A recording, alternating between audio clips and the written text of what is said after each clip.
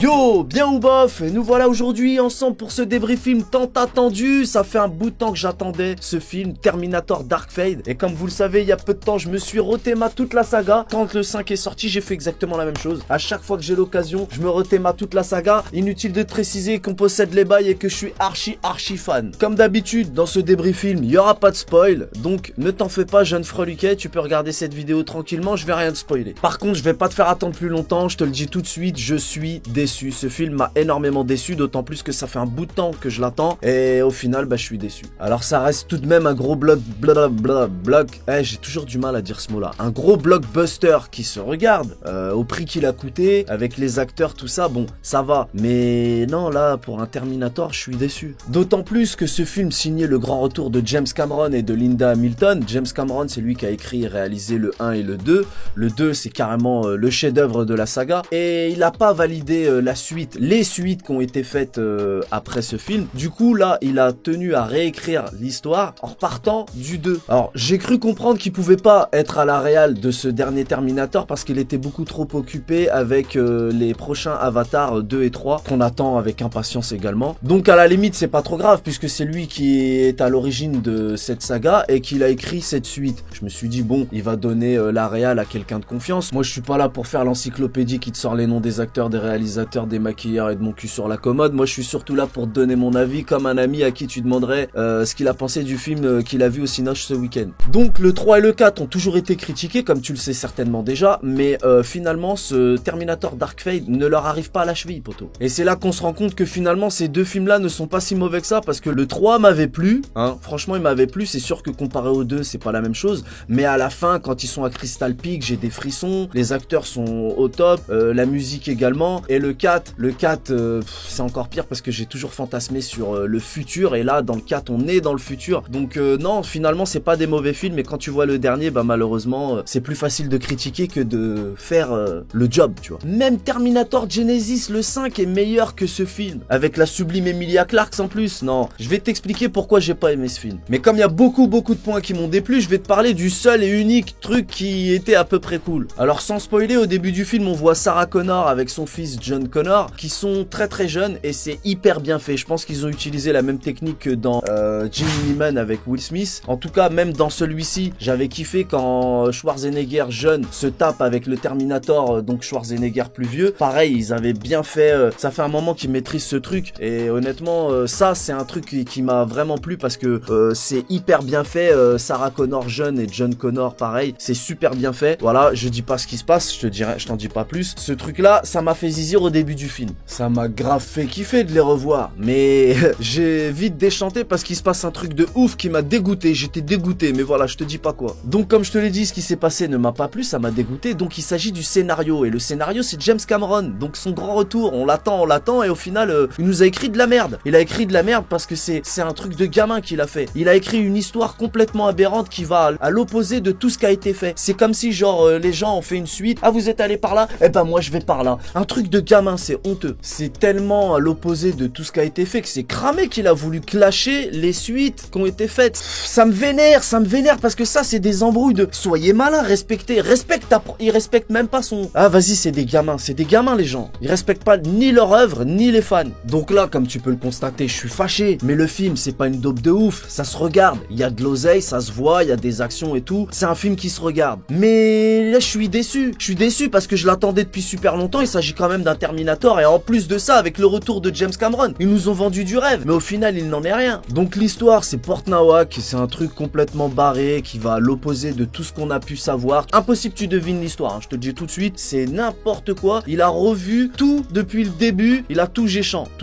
Bref, je suis déçu pour le scénario. Même si tu changes tout, ça aurait pu me plaire, mais c'est carrément pas le cas. Et en plus ça se passe au Mexique et en ce moment ils nous font chier là avec leur Mexique. Là ça doit être des bails politiques, tu vois, parce qu'ils se font taper dessus les Mexicains. Même dans Rambo là, j'avoue que Rambo leur a fait une très mauvaise pub. Et puis certainement qu'au States il doit y avoir des petits soucis politiques. Du coup il a voulu faire un petit clin d'œil politique, James Cameron. Mais nous on s'en bat les nuts, nous on veut voir un bon film avec une belle histoire et des actions. T'es con ou quoi? Qu'est-ce que tu fous, James? J'ai l'impression que tu deviens un vieux con gâteux qui fait Port-Nawak avec sa franchise. T'es bête ou quoi? C'est tragique. En plus tu sais, dans Terminator 2, même dans le 1, quand les Terminators ils arrivent du futur dans leur boule là, t'as vu, ils prennent leur temps. méchants, ils viennent tout doucement, c'est bien filmé, la musique a fait flipper, et c'est de la bombe. Là, non, là, ils sont carrément en l'air. Il y en a un, il arrive même en plein jour carrément. Ils sont en l'air et il tombe comme une merde. C'est grave nul. En plein jour en plus. La musique, il y en a même pas, je crois. Ou alors, je l'ai pas capté.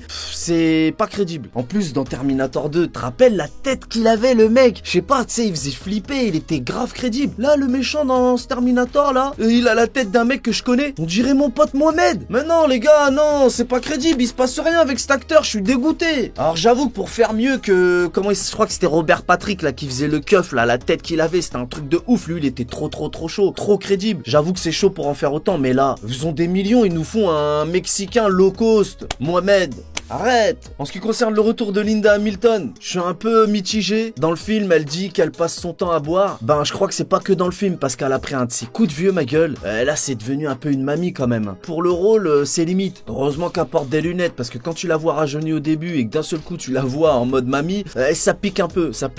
Mais bon, c'est pas ce qu'il y a de pire dans le film, donc on va passer l'éponge, c'est pas trop grave. Un autre truc qui m'a énervé dans ce scénario bizarre de James Cameron, c'est que, ben là, je spoile pas, puisqu'on le voit dans la bande-annonce, c'est que la chef de la résistance, c'est une petite meuf. Donc la petite mexicaine a fait 1m50. On la voit dans le futur. Elle a aucun charisme. Elle est pas crédible du tout. Et je me dis, c'est quoi ce futur de baltringue? Où ils sont les bonhommes? C'est pas une question que ce soit une femme. Mais on voit très bien qu'elle est pas du tout entraînée. Elle est pas badass du tout. Tu vois, dans Terminator 1, Sarah Connor, c'est une petite meuf en robe et tout, jupe, machin. Et dans le 2, je sais pas, ils se sont débrouillés pour que ce soit crédible. Elle s'est entraînée. On voit qu'elle a un physique. Et là, ouais, elle était badass dans Terminator 2, Sarah Connor. Mais là, cette petite mexicaine, elle dirige la résistance. Ouais, d'accord. Ok, super. Mais je t'ai gardé le meilleur pour la fin. Le pire, le truc de fou qui m'a vraiment déçu, c'est Schwarzenegger. Le pauvre, il y est pour rien. Lui, il a fait son rôle d'acteur et il joue bien comme à son habitude. Mais alors, le rôle qu'ils lui ont mis... Oh, miskin. Manque de respect total. Énervement. Comment t'expliquer ce qu'ils lui ont fait sans spoiler? C'est un truc de ouf. Genre, le groupe de gonzesses, il le retrouve un peu avant la fin du film, je crois, et on le voit un quart d'heure, 20 minutes, hein, Schwarzenegger, tu vois. Déjà, ça aussi, ça m'a vénère. Difficile de t'expliquer le honteux rôle qu'ils ont donné à Schwarzy sans spoiler, mais à un moment donné, il dit non, bah, je suis devenu bon pour changer les couches et fermer ma gueule. Attends, je te redis.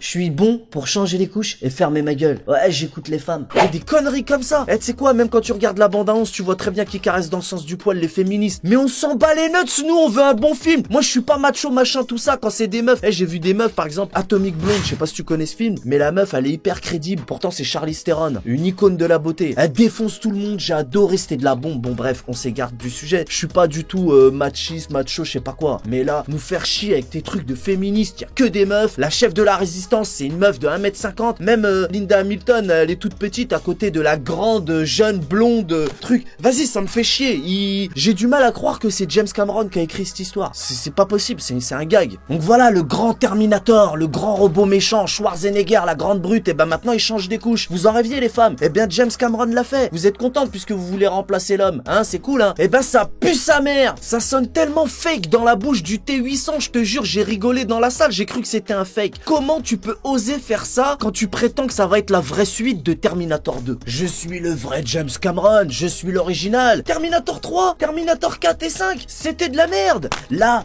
c'est la vraie suite, je vais vous faire rêver. Tu te fous de ma gueule? Tu nous fais rêver? Tu nous transformes le T800 en baltringue qui change des couches? Tu te fous de ma gueule? Je te jure, je voulais me barrer de la salle. Et je te dis même pas ce qu'il a fait de John Connor, puisque je t'ai promis que je ne spoilerai pas. Mais John Connor, ils l'ont pas respecté lui non plus. Et la musique, je sais même pas s'il y avait de la musique tellement j'ai pas capté. T'as vu dans Terminator 2, même dans le 1, c'est la musique, elle te prend au trip à la fin et tout. Même au début, pendant le film, la musique, elle te prend vraiment au trip. En plus, dans le 1, il y avait les synthés des années 80 et tout. Bon, ça, c'est encore autre chose. Mais là, je sais même pas s'il y avait de la musique, puisque ça m'a rien fait, j'ai rien capté, j'ai de la merde, une musique de merde, avec un film de merde. En ce qui concerne le réalisateur, je t'ai dit, les scènes d'action, ça va beaucoup trop vite, une bouillie visuelle, on voit même pas les pêches et tout, ça m'énerve grave, je déteste ça. Donc Tim Miller, apparemment c'est son blaze, c'est lui qui avait fait Deadpool. C'était marrant Deadpool pour d'autres raisons, mais là dans Terminator, tu t'es chié dessus, poto. Je te le dis tout de suite, tu t'es chié dessus. En plus de ça, dans tous les Terminator, il y a toujours la scène mythique, la poursuite en camion, tu sais, avec des scènes d'action complètement dingues, dans chaque Terminator, il y a des scènes en camtar, des poursuites en véhicule, même avec des hélicos et tout, de fou. Là, il y a pas. Il y en a une au début, vite fait, avec un sorte de camion tracteur bizarre, là. Il démolit 2-3 voitures sur l'autoroute, mais ça pue sa mère. C'est loin d'être aussi cool et impressionnant que dans tous les autres Terminator. Ça pue sa mère. Je suis vénère. Et je reviens sur la musique. La musique, c'est super important. C'est ça qui te met dans le film. C'est ça qui te prend au trip et qui rend les scènes un petit peu plus crédibles. Et ça, en ce moment, là, dans ces dernières années, là, c'est des films en carton qui nous font. Des films en carton. Ah non, excuse-moi. En carton-pâte. Plus précisément. Dans tous les Terminator, j'ai toujours kiffé les petites scènes du futur qui nous montrent, ça dure jamais très longtemps. C'est aussi pour ça que j'aime celui-ci, parce qu'on voit enfin le futur. Et ben tu sais quoi, ça va trop vite, on comprend rien, on voit à peine les robots, on les voit même pas, et si on voit qu'ils ont des tentacules. Des Terminators avec des tentacules, espèce d'enfoiré de merde. Mais tu t'es cru dans un manga cochon ou quoi? Fais chier James Cameron. Des fois j'en viens à me dire que cette dernière décennie est la pire de tous les temps, cinématique, graphiquement parlant. Ouais, Bref, au niveau des films. Hein, parce que bon, en même temps, je me dis que on a tout vu, tout entendu, ça devient compliqué de nous surprendre. Mais c'est faux, puisqu'il y en a quand même certains qui y arrivent. Alors oui, c'est rare, mais ça arrive. Heureusement. En tout cas, au niveau des Terminators, faut s'arrêter là. Hein. Que ce soit toi, James Cameron ou les autres, arrêtez le massacre, c'est bon. Moi, je me console en me disant que je les ai à la maison, une fois par an. Je vais me faire le petit kiff de me remater la saga. Arrêtez. Il me reste ça, ça va. C'est bon. Arrêtez. Arrêtez le massacre parce que là, vraiment, c'est dégoûtant. Voilà tout qu'est-ce que je pouvais dire sur ce film. Je t'ai donné mon avis de cinéphile raffiné. Maintenant, si t'as quand même envie d'aller voir ce film sans saveur ni odeur, sache que c'est un film tout public, il n'y a pas de souci niveau violence et tout le reste, il n'y a aucun problème, tu peux y aller avec ton daron, ta daronne, ton chien, ton chat et même ton médecin traitant si tu veux. Je vous donne rendez-vous pour un meilleur film, un meilleur débris film, je l'espère. On connaît les bails. Salut!